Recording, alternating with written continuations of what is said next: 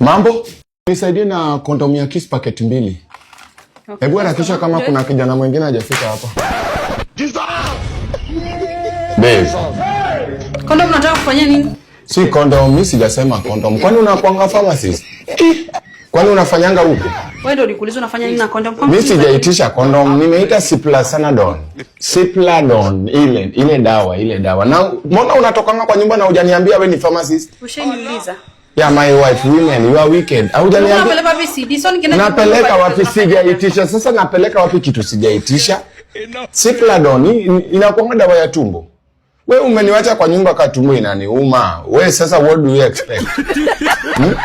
Okay, kono mnapeleka wapi? Hata kama ningenunua kama huko, si ni ya kuongoja? Ama? Umesema nikupe nini? Nipe Cipladon. Ana unisponsor leo babe. Hey. Na mbona hujaniambia una wakingi hapa baby? Hebu achana na ulipe pale kwa chini na wache story mingi. Na watu nikifika kwa nyumba utaniambia kondomu unataka ufanyie nini? Hebu shika. Lipa hapo before nikupe.